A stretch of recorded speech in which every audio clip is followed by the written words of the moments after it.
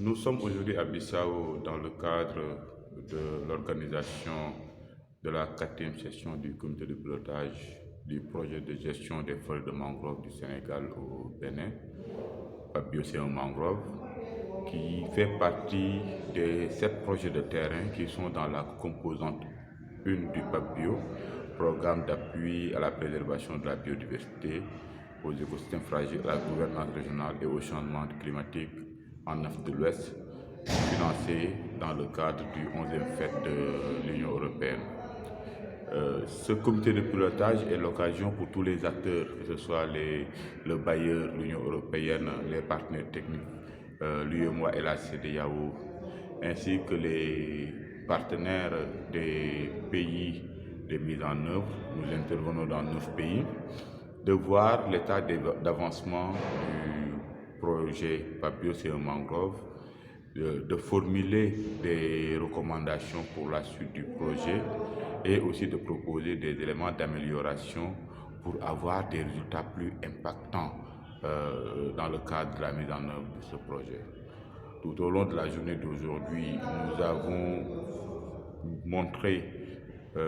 fait un résumé de ce qui a été réalisé durant les 4 ans de mise en œuvre du projet, notamment dans le cadre des résultats atteints par les subventions du PAPBio qu'on a donné dans les 9 États où nous intervenons,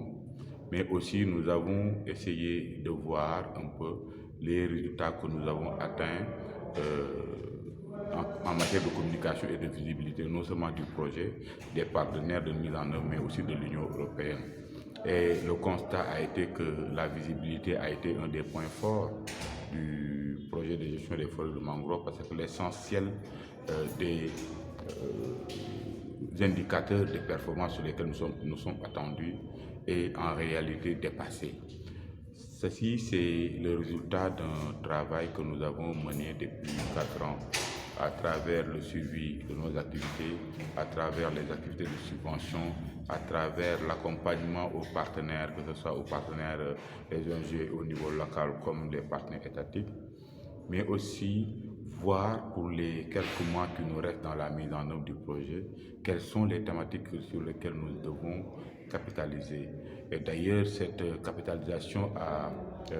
occupé une bonne partie de l'après-midi, parce que c'est important non seulement pour le bailleur, mais aussi c'est important pour les partenaires de voir qu'est-ce qui a marché, qu'est-ce qui a été une satisfaction, pourquoi ça a marché et comment faire pour les mettre en lumière, pour que les projets futurs puissent en bénéficier ou bien être le point de départ de projets futurs. C'est aussi,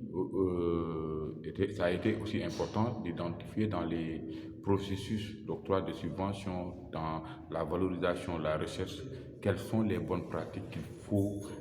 mettre en lumière et les vulgariser pour que d'autres acteurs puissent en bénéficier. Et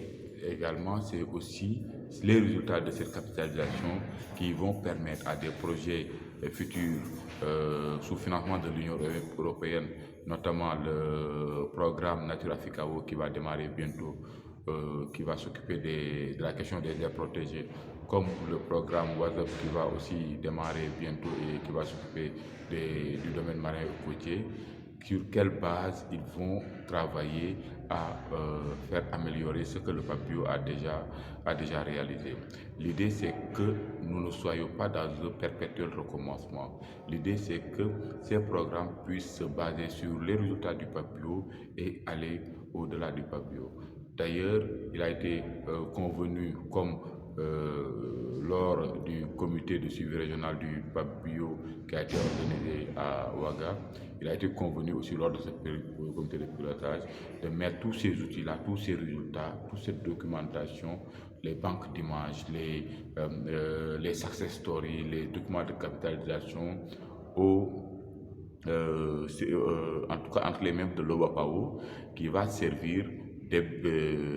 d'hébergeur de ces éléments-là pour que les autres projets à venir puissent y avoir accès.